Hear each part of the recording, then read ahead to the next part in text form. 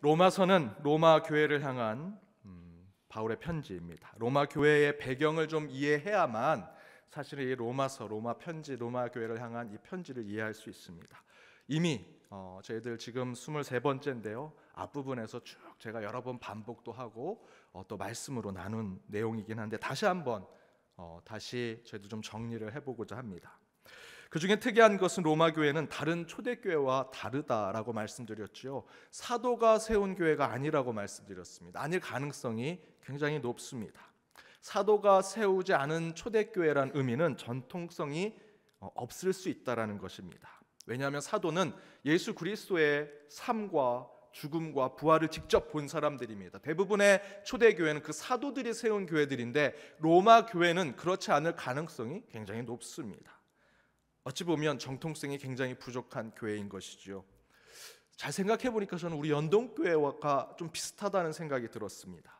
우리 연동교회는 사실 우리가 생각할 때 125년의 한국교회 역사에 굉장히 중요한 교회라고 생각이 드는데 여러분 학문적으로 조금 들어가면 우리 교회는 좀 비주류의 교회입니다. 우리 제임스 게일 목사님이 캐나다 선교사님이시죠. 한국 선교의 역사의 중심은 미국 선교사들입니다. 그래서 미국 선교사들이 세운 교회들은 그 역사 속에서 매우 중요한 부분들을 이야기하는데 실제로 연동교회는 제임스 게일이라는 캐나다 선교사님이기 때문에 약간 비주류와 같은 교회, 로마 교회처럼 사도가 아닌 정통성이 낮은 교회와 같은 이미지를 주고 있습니다. 물론 연동교회는 단단한 신앙의 뿌리와 정신을 가지고 있음에도 불구하고 한국 선교 역사에서 항상 뒷전으로 취급받는 모습이 있을 때가 많습니다. 저는 저와 여러분이 그것을 이제 회복시켜야 한다고 믿습니다. 아무튼 그러한 상황 속에서 로마 교회는 로마에 사는 유대인들이 먼저 교인이 되었습니다. 그러다가 복음을 들은 현재 로마인들이 그리스도인이 되었죠. 그래서 그 로마 교회는 유대 그리스도인들, 로마에 사는 유대 그리스도인들과 또 로마에 사는 현지인들이 함께 모여 있는 교회가 되었습니다. 그러나 로마에 사는 유대 그리스도인들은 실제로 예수님의 죽음과 십자가의 부활을 직접 본 사도에 의해서 세워진 교회가 아니기 때문에 다른 초대교회보다는 깊이와 뿌리가 약했던 것이 분명합니다. 그런데 대신에 그들은 지식과 학문이 최고의 높은 자리에 있는 사람들이었습니다. 로마라는 곳이 어디였습니까? 로마 제국의 중심과 같은 곳입니다. 지식과 학문, 문화 모든 것이 최고로 있는 곳이었죠. 바로 그것에 이 교회가 세워진 것입니다. 신앙의 정통성은 얕을지 모르지만 그들의 지식과 학문은 매우 뛰어난 자들이었습니다. 그래서 바울은 이 로마서를 통해서 매우 논리적이고 학문적으로 복음을 이 로마서에 적어서 보내는 것입니다. 더불어 로마 교회는 역사적으로 교회가 문을 닫았던 경험이 있습니다. 클라우디우스 황제 때 로마의 유대인들이 계속해서 증가하게 되어서 사회적 혼란이 있다라는 그런 억지 주장에 의해서 유대인들이 다 추방당했던 역사적 사실이 있습니다. 클라우디우스 칙령 공포를 통해서 로마 교회 초기 유대 그리스도인들이 다 추방을 당했습니다. 그리고 5년 후에 그 칙령이 다시 해제가 되어서 그들이 다시 돌아오게 되는데 그렇게 로마 교회에 돌아왔더니 그 신앙이 얕은 로마 현지인 그리스도인들이 교회 지도자가 되어 있는 것입니다. 그래서 바울은 지적으로 뛰어나나 신앙적으로는 깊이가 부족한 교회 지도자들과 성도들에게 참된 복음을 전달하기 위해서 매우 학문적이고 체계적이고 지적인 방법으로 복음을 전하려고 한 것이 바로 로마서입니다. 그래서 로마서를 읽으면 매우 교리적이고 때로는 굉장히 힘들게 읽어야 이해가 되는 내용들이 참으로 많습니다. 바로 그런 배경을 가지고 바울이 썼기 때문에 바로 로마서가 그렇게 읽히고 있는 것입니다. 그러면서 바울은 로마의 이런 시대적 상황에서 복음을 어떻게 비춰서 설명했는가 1장에서 제가 이렇게 말씀을 드렸죠. 가장 중요한 1장 16절과 17절을 함께 읽어보겠습니다. 내가 복음을 부끄러워하지 아니하노니 이 복음은 모든 믿는 자에게 구원을 주시는 하나님의 능력이 됨이라. 먼저는 유대인에게요 그리고 헬라인에게로다. 복음에는 하나님의 의가 나타나서 믿음으로 믿음에 이르게 하나니 기록된 바 오직 의인은 믿음으로 말미암아 살리라 함과 같으니라. 첫 번째 복음에 대한 것은 복음은 하나님의 능력이라고 말씀드렸습니다. 실제 그 당시에 복음이라고 하는 유앙겔리아라는 표현은 로마 황제, 로마 총독, 로마의 군인들을 데리고 나가서 승전보를 알리는 로마의 대장들에게만 유앙겔리아라고 하는 표현을 쓰였습니다. 유앙겔리아는 복음들이라고 하는 복수적인 표현입니다. 그런데 바울은 그 복수적인 유앙겔리아, 복음들, 기쁜 소식들이라고 하는 표현을 성경을 통해서 단 한 사람에게만 적용해서 쓰고 있습니다. 로마 황제가 아닙니다. 로마 총독이 아닙니다. 바로 예수 그리스도에게만 유앙겔리온, 단수 형태로 복음이라는 표현을 사용하고 있습니다. 그 대표적인 예가 바울이 퀴리오스라고 하는 표현을 가장 먼저 사용합니다. 퀴리오스, 주님, 주인님이라는 표현입니다. 주인이라고 하는 로마 제국시대의 주인은 오직 황제뿐입니다. 총독뿐입니다. 그런데 그 퀴리오스라고, 주님이라고 하는 표현을 바울은 곳곳에 바울 서신에 주 예수 그리스도라고 하는 표현으로 오직 예수님에게만 사용하고 있습니다. 또한 데살로니가전서 5장 3절에 보면 팍세트 세쿠리타스라고 하는 표현이 나옵니다. 이 표현은 평안과 안정이라는 것입니다. 평화와 안전. 로마 황제가 찾아가서 로마가 지배하면, 로마가 그곳을 차지하면 그곳은 평화가 있을 것이다. 팍스 로마나에 안정이 있을 것이다. 이것은 로마 제국이 늘 이야기하던 것입니다. 그런데 바울이 이 표현을 그대로 가져와서 데살로니가 교회에 이렇게 표현하는 겁니다. 로마 황제나 로마 제국이나 사용했던 그 평안과 안전을 하나님 나라에 사용하고 있는 것입니다. 예수님도 매우 동일한 표현을 사용하십니다. 마태복음 22장에 보면 가이사의 것은 가이사에게, 로마의 황제의 것은 로마 황제에게, 하나님의 것은 하나님에게. 실제 그때 당시의 중요한 이미지는 로마 황제가 모든 것의 주인이었습니다. 동전에도 로마 황제의 얼굴이 있었고 곳곳의 모든 것에도 로마 황제의 이름으로 다 이루어졌습니다. 모든 것은 가이사의 것이지요. 그런데 예수님은 가이사의 것은 가이사에게, 우리를 창조하시고 만물을 창조하신 하나님의 것은 하나님에게 라고 이야기합니다. 충돌이 됩니다. 그러나 누구나 들어도 이해가 되지요. 로마 황제가 영원할 수 있을까? 그럴 수 없습니다. 우리를 창조하신 하나님이 영원하신 분이라면 황제의 것은 황제에게, 하나님의 것은 하나님에게 라는 의미는 곧 모든 것은 하나님의 것이라는 뜻입니다.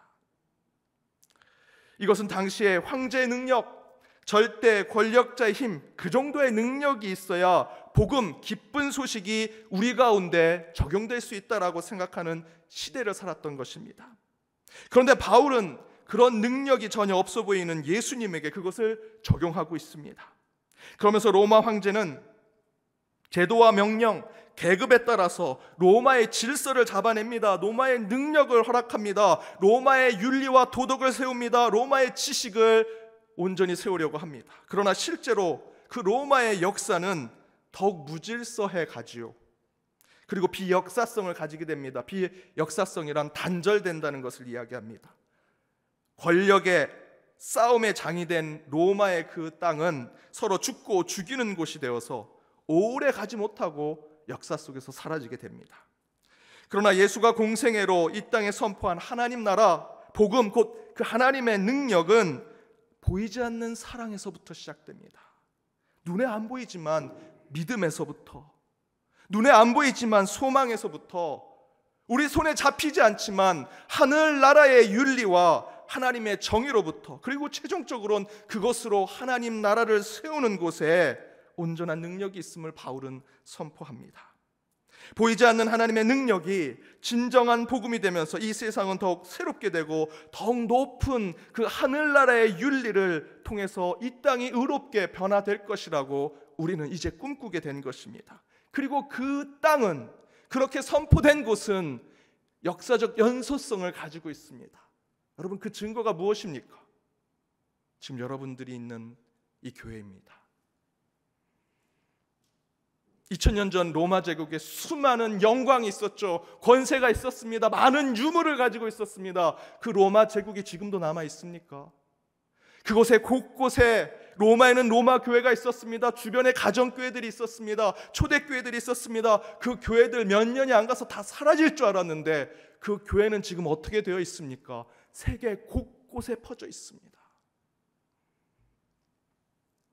솔직히 말씀드리면 교회가 그렇게 되어야 하는데, 시간의 영속성을 붙잡고 보이지 않는 믿음과 소망과 사랑을 붙잡고 이 세상에 눈에 보이는 어떠한 절대적인 권력 앞에서도 결코 쓰러지지 않는 것이 교회가 되어야 할 텐데, 그러지 못하는 모습이 너무 많아 부끄럽고 죄송합니다. 어찌되었든 하나님의 의는 로마 황제처럼 눈에 보이는 거대한 어떤 것이 아닙니다. 눈에 보이지는 않지만 비가시적인 사랑이, 비가시적인 소망이, 비가시적인 믿음이 세상을 바꾼다는 것, 바로 그것이 복음입니다. 두 번째는 복음에는 하나님의 의가 나타난다고 말씀드렸습니다. 즉 복음에는 하나님의 의가 나타난다라는 것은 하나님과 인간의 관계성을 이야기합니다. 어떻게 복음이 하나님과의 관계성일까? 로마의 질서는 어떤 것입니까? 지배하는 것이죠. 황제가 군림하는 것입니다. 계급으로 서로 나눠서 지배하고 그들을 착취하는 것이 로마의 질서였습니다. 그러나 예수님의 복음, 하나님 나라의 모습은 어떤 것입니까? 섬기고 희생하고 공동체를 만드는 것입니다. 사람들이 말하죠.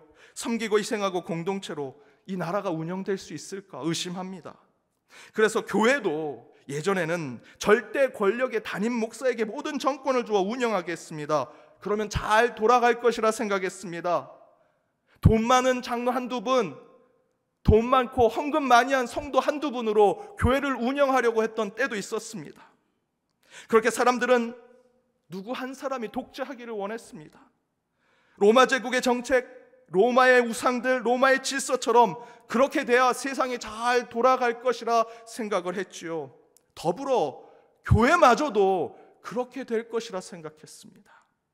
그러나 바울은 교회가 품은 복음이 그런 로마 황제, 로마의 질서와 같이 위에서 아래로 지배하고 명령하여 복종케 하는 전달 방식이나 명령체계, 그런 관계가 아니라 섬기고 희생하고 나누고 사랑하는 공동체, 그런 관계성이 이루어지는 곳에 하나님 나라가 세워지고 바로 그곳에 복음을 우리가 깨닫게 된다고 이야기하고 있습니다. 바울은 바로 이 복음이 예수를 통해 이 땅에 선포되었고, 예수님께서 선포하신 그 복음의 나라를 세우기 위해 절대 권력자나 로마 제국 명령하고 군림하고 지배하는 것, 그것으로 세상을 돌리고 운영하는 것이 아니라 인자와 교회 공동체, 섬김과 희생과 사랑이 세상을 바꾸고 하나님의 통치가 이루어지는 세상이 될 것이라는 것을 이 로마서 말씀을 통해 우리에게 확신을 주고 있는 것입니다. 바로 그런 세상을 위해 오신 분이 예수님이시고, 그 예수님을 믿는다면 우리는 이 교회를 통해 그러한 복음을 더욱더 확장하게 된다라는 것이 바로 복음에 대한 진리입니다.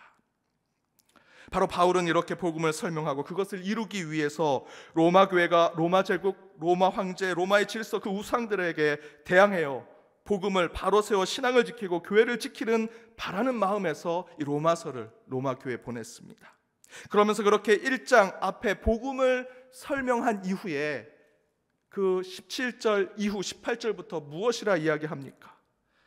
이렇게 복음이 우리 가운데 온전하게 주어졌는데 우리 인간이 그 복음을 바로 받을 수 없는 것입니다. 그래서 18절 이하부터 무엇을 얘기합니까? 우리의 죄성을 계속해서 고발해내지요. 그 복음의 삶을 이루지 못하는 인간의 모습을 이야기합니다. 1장 말미부터 4장까지 첫 번째로는 헬라인, 로마인, 이방인들, 너희들은 죄인이다.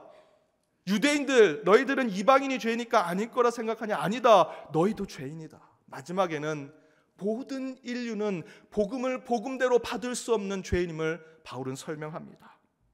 3장 10절에서 12절에 이렇게 기록되어 있습니다. 함께 읽겠습니다. 기록된 바 의인은 없나니 하나도 없으며 깨닫는 자도 없고 하나님을 찾는 자도 없고 다 치우쳐 함께 무익하게 되고 선을 행하는 자는 없나니 하나도 없도다. 이것이 우리 인간, 우리 인류의 모습이라는 것입니다. 그러면서 그런 모든 인류가 죄인됨을 확인하여 그것을 극복하려고 했던 유대인의 율법이나 할례도 아무 소용이 없다. 오직 하나님의 의, 하나님과의 바른 관계성을 이룬 믿음의 사람만이 참된 구원을 이루며 복음을 이 땅에 심을 수 있다라고 이야기합니다. 여러분 기억하시죠? 아브라함이 믿음의 사람이 된 것은 율법 때문이 아닙니다. 할례 때문이 아닙니다. 모세가 율법을 만들었다면 아브라함은 모세보다 먼저 난 자였어요. 아브라함은 이미 믿음의 사람이라고 하나님께 칭함을 받고 나서 할례를 받았습니다. 율법과 할례가 우리를 선하게 만들거나 온전하게 만드는 것이 아니라는 것이죠. 바로 바울은 그렇게 말한 후에 하나님으로부터 의로운 자로 부름받은 자들은 어떤 삶을 살게 될지 5장에서 8장까지 이야기합니다. 그 말씀을 우리가 최근에 나눴지요. 5장은 하나님께 의로운 자로 부름받은 자들은 죽음 권세로부터 자유를 얻는 자들입니다. 6장에서는 죄의 권세로부터, 7장에서는 율법의 권세로부터 자유를 얻는 자들, 그리고 그 결론과 같은 것이 8장에 성령 안에서 자유를 얻는 자들이 된다라는 것입니다. 바로 오늘 8장이 1장에서 7장까지의 복음에 대한 로마서의 결론과 같은 말씀입니다. 우리 8장 1절과 2절을 함께 읽도록 하겠습니다. 함께 읽겠습니다. 그러므로 이제 그리스도 예수 안에 있는 자에게는 결코 정죄함이 없나니 이는 그리스도 예수 안에 있는 생명의 성령의 법이 죄와 사망의 법에서 너를 해방하였음이라. 앞에 5장에선 죽음, 6장에서는 죄, 7장에서는 율법으로부터의 자유, 그런데 8장에서는 그에 대한 결론으로 몸으로부터 벗어나는 수동적인 자유가 아니라 능동적인 그 안에서 자유를 얻는데 무엇입니까? 성령 안에서 자유를 얻는 것, 그것이 복음에 서 있는 자들이 누리는 자유가 되어야 한다는 것입니다. 이에 대해 바울은 성령 안에 있는 자유를 누리는 삶 전체를 8장 1절에서 이렇게 증거합니다. 다시 한번 읽어보겠습니다. 1절입니다. 그러므로 이제 그리스도 예수 안에 있는 자에게는 결코 정죄함이 없나니, 그러므로 이제 로마 황제에 있는 자들에게는, 로마의 질서 안에 있는 자들에게는, 로마의 우상들 안에 있는 자들에게는 결코 정죄함이 없고 자유를 얻을 것이라 바울은 이야기하지 않습니다. 바울은 단호하게 선포합니다. 그리스도 예수 안에 있는 자들이 정죄함이 없을 것이다. 로마 제국 시대에 로마 질서가 가득하고 로마의 황제의 명령이 절대적인 그 시절에 팔레스타인의 작은 마을 나사렛의 젊은 청년 예수가 여러분 무슨 해방을 주겠습니까? 무슨 자유를 주겠습니까? 어떤 죄사함을 주겠는가? 사람들은 생각하겠지요. 그러나 바울은 선포합니다. 그 예수를 믿어야 우리는 구원을 받을 수 있고, 그 예수를 복음으로 받아들여야만 하나님의 의를 쫓아 천국의 삶을 누릴 수 있다고 바울은 선포합니다. 그 근거는 예수가 우리를 위해 죽었고, 예수가 온 인류를 살리기 위해 그 죽음의 권세로부터 부활하여 승리를 우리에게 허락하신 것입니다. 수많은 로마 황제와 유다의 왕들, 대제사장들, 산헤드린의 수많은 유대 종교 지도자들, 부활한 사람이 있습니까? 단 한 사람도 없습니다. 다 죽고 살아나지 못했습니다. 그러나 우리 주 예수 그리스도는 사망의 그늘 아래만 누워 계시지 않았습니다. 그분은 살아나셨습니다. 그분은 부활하셨습니다. 그는 죄인된 우리에게 새 생명을 허락하시어 새로운 세상과 새로운 생명으로 나아가게 만드셨습니다. 여러분, 그것은 생물학적인 부활만을 이야기하는 것이 아닙니다. 우리 안에 절망이 가득한 곳에 소망을 부활하게 만들었습니다. 비진리가 판을 치는 세상에 진리를 부활케 하는 것입니다. 거짓이 판을 치는 이 세상에 참됨과 진실을 다시 부활케 하는 것입니다. 부정의가 가득한 세상 속에 다시 하나님의 의와 하나님의 정의를 회복케 하는 부활이었습니다. 그것을 2절에서 이렇게 설명합니다. 함께 읽겠습니다. 2절입니다. 이는 그리스도 예수 안에 있는 생명의 성령의 법이 죄와 사망의 법에서 너를 해방하였음이라. 로마의 질서, 유대교의 율법과 할례는 우리를 죄와 사망으로 이끄는 것뿐이었습니다. 로마의 법은 로마 황제 앞에 정의를 외치고 바르고 진실을 외치는 자들을 잡아들이고 벌을 주고 끝내는 죽이기까지 하는 그런 법이었습니다. 죄와 사망의 법이었습니다. 유대교의 율법은 어떻습니까? 우리에게 죄를 들춰내고 최종적으로는 구원을 받지 못하게 하는 것이 유대교의 율법이었습니다.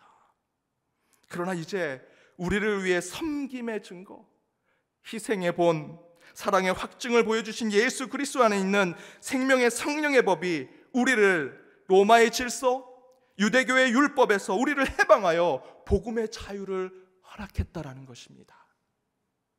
지배하고 억누르고 명령하고 칼과 창으로 법과 질서를 잡으려 했던 시대의 법은 죄와 사망의 법 안에 머물지만 우리를 위해 대신 창에 찔리시고 채찍에 맞으시며 우리 대신 십자가의 죽음을 맞이하신 예수 그리스도의 섬김과 사랑, 희생과 헌신이 우리에게 생명의 성령의 법을 허락했다라는 것입니다.